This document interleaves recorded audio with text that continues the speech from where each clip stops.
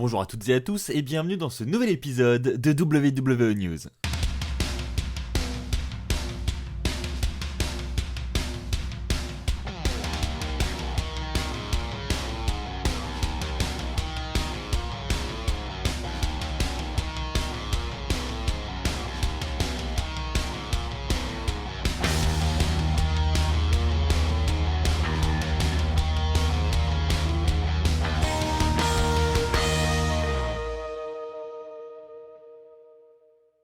J'espère que vous allez tous très bien, on se retrouve pour une nouvelle vidéo sur WWE Fan France. De mon côté ça va, j'espère que vous arrivez à vous occuper correctement parce qu'on est désormais parti pour un confinement jusqu'au 11 mai prochain au minimum. Donc il va falloir encore s'occuper un petit peu, j'espère que vous profitez de ce temps là pour regarder un petit peu la WWE, regarder le network et puis peut-être découvrir d'autres matchs que vous n'avez jamais vus encore jusqu'ici. Un peu comme dans les vidéos que j'ai sorties récemment sur la chaîne où je vous fais des top 10 des matchs que je vous conseille. Quoi qu'il en soit, voici une nouvelle vidéo qui va vous occuper pendant au moins 10 minutes. C'est une vidéo WWE News, ça fait un petit moment que j'en ai pas fait. Et donc l'actualité a un petit peu bougé ces derniers temps, donc je me suis dit qu'il était temps d'en proposer une nouvelle. On va évidemment parler de Shayna Baszler suite à sa défaite à WrestleMania. Je vais également parler avec vous de Brock Lesnar. On va revenir sur le prochain opus également de 2K, WWE 2K 21 désormais.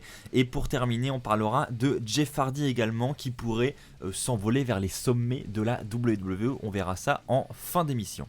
Commençons avec Shayna Baszler, je vous l'ai dit en intro, elle a perdu son match face à Becky Lynch à WrestleMania 36.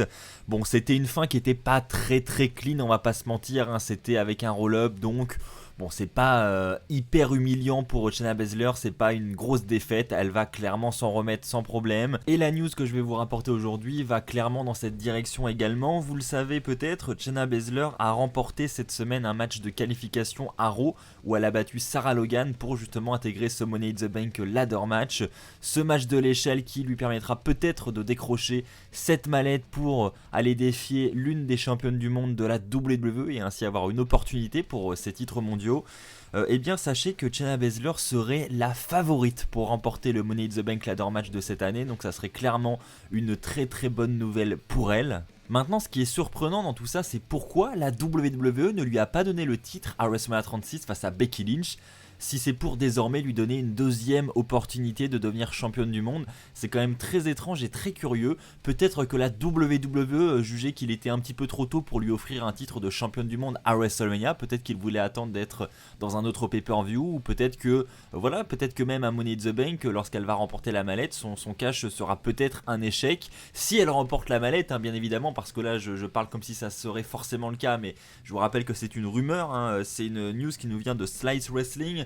Donc à prendre avec des pincettes tout de même, mais il faut savoir qu'elle est dans les petits papiers, que actuellement c'est la favorite pour remporter cette mallette Money in the Bank. N'hésitez pas d'ailleurs à me donner votre avis dans les commentaires. Est-ce que selon vous Shayna Baszler mérite de remporter la mallette Money in the Bank, et est-ce que selon vous lorsqu'elle va encaisser sa mallette, si elle la remporte, est-ce que son cash sera un succès, oui ou non? Ça m'intéresse d'avoir votre avis là-dessus.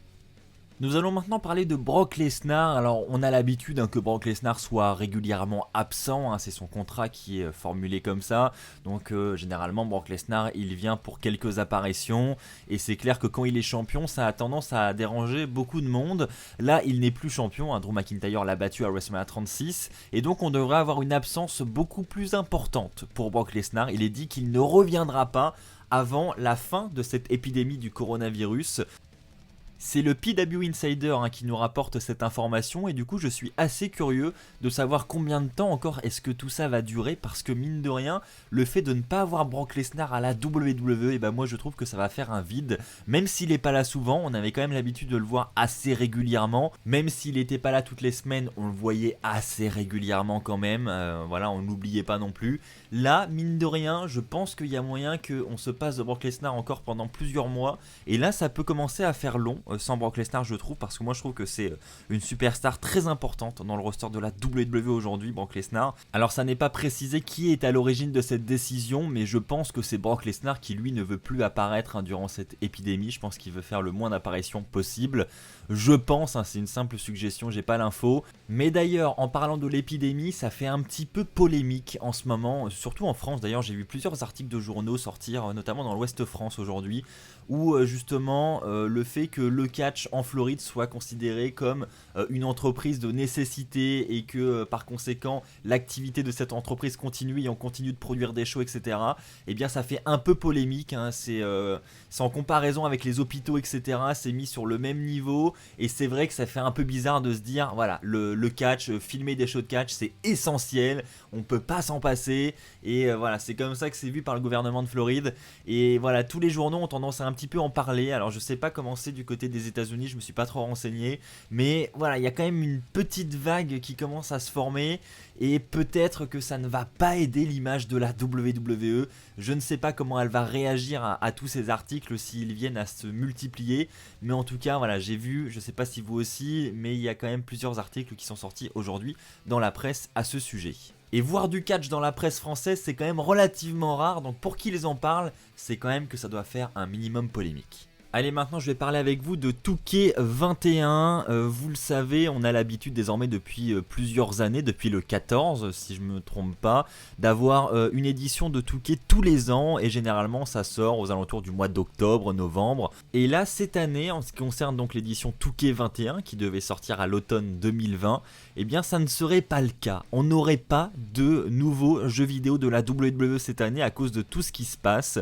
C'est justement Justine Lipper qui nous rapporte cette information, donc pour vous préciser qui est cette personne, c'est quelqu'un qui notamment était en charge de la rédaction de tout ce qui était narration dans les anciens modes Road to WrestleMania des anciens jeux vidéo de la WWE. Et c'est lui qui rapporte cette info. Alors je ne sais pas quelles sont ses sources, est-ce que c'est relativement fiable ou pas, mais ça a été beaucoup relayé par beaucoup de sources, donc je tenais à vous en parler également. Donc cette personne a tout simplement affirmé qu'il n'y aurait pas de 2K21 cette année, donc c'était pour la mauvaise nouvelle. Et ensuite il a annoncé une autre bonne nouvelle, c'est qu'il y aurait un nouveau jeu avec la franchise WWE qui devrait sortir lui cette année. Donc on n'aurait peut-être pas de 2K21 cette année. En revanche, peut-être un autre jeu vidéo d'un autre éditeur qui pourrait voir le jour. Ça c'est très intéressant. Peut-être que justement, non seulement que 2K21 prenne une année supplémentaire pour développer son jeu, peut-être que ça peut les aider à justement amener beaucoup plus de changements par rapport à d'habitude et à mieux travailler le jeu, que ce soit sur les graphismes ou sur les différents modes. Mais peut-être que aussi si un autre concurrent arrive sur le marché, peut-être que ça va les forcer un petit peu à se bouger, à nous proposer d'autres choses à l'intérieur du jeu. Donc peut-être qu'au final tout ça c'est une bonne nouvelle pour tous les fans de catch, ça nous offrira peut-être un 2K21 encore meilleur. N'hésitez pas d'ailleurs à me donner votre avis sur les dernières éditions de 2K20, 19, etc. Est-ce que selon vous on peut encore faire mieux, et si oui, qu'est-ce que vous ajouteriez à ces jeux pour qu'ils soient encore meilleurs? Allez, je vous l'ai promis dans l'intro de cette vidéo, désormais on va parler de Jeff Hardy avec une grosse info en ce qui concerne tous les fans de Jeff Hardy. Je pense que c'est une très bonne nouvelle pour tout le monde. Vous l'avez peut-être remarqué, cette semaine, enfin du moins la semaine dernière désormais à SmackDown, on a eu le droit à un petit documentaire sur la carrière de Jeff Hardy. Eh bien sachez que ce documentaire n'a pas été placé là par hasard. Visiblement, Jeff Hardy devrait obtenir très prochainement un très gros push de la part de la WWE. Ce serait Vince McMahon en personne qui aurait énormément confiance en Jeff Hardy et qui souhaiterait vraiment le mettre en avant dans sa fédération, notamment à cause du départ de Matt Hardy, vous le savez, Matt Hardy, son contrat a expiré il y a quelques mois désormais, et Matt Hardy a fait le choix d'aller à la AEW, fédération concurrente de la WWE, et du coup, vous vous doutez bien que Vince McMahon, lui, il n'a pas envie que Jeff Hardy, son frère, aille lui aussi du côté de la AEW, parce que là ça pourrait clairement faire très très mal, et je pense que c'est un peu ce que redoute Vince McMahon. Donc il est dit que Vince McMahon va proposer un gros push à Jeff Hardy pour qu'il soit bien mis en avant, pour lui donner clairement envie de rester avec la WWE, et en plus de ça il est dit qu'une grosse offre pourrait pourrait être mise sur la table lors du renouvellement de son contrat pour convaincre Jeff Hardy de rester avec la WWE. Maintenant, est-ce que Jeff Hardy va choisir son utilisation et le gros contrat que va lui proposer Vince McMahon, ou est-ce qu'il va préférer aller avec son frère du côté de la AEW?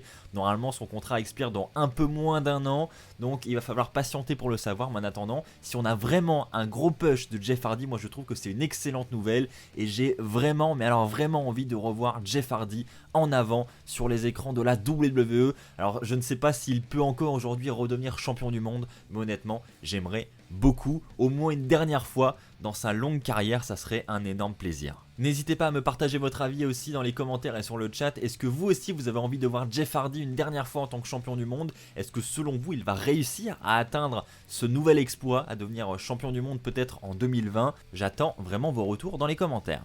Voilà, c'est ainsi que s'achève cette vidéo WWE News, j'espère qu'elle vous aura plu. Si c'est le cas, comme d'habitude, je vous invite à lâcher un pouce bleu pour commencer, ensuite à vous abonner si ce n'est pas encore fait pour ne pas rater les prochaines vidéos qui sortiront sur la chaîne YouTube. Encore un grand merci à ceux qui me soutiennent également en devenant membre de l'élite. Vous êtes de plus en plus nombreux et c'est vraiment génial, merci à tous. Pour devenir membre de l'élite, le lien est dans la description de cette vidéo. Un grand merci à tous les membres, un grand merci à tous les abonnés. On se retrouve très vite, d'ici là portez-vous bien. Et puis comme d'habitude, n'oubliez pas, soyez toujours très fiers d'être fan de catch. Allez, bye tout le monde!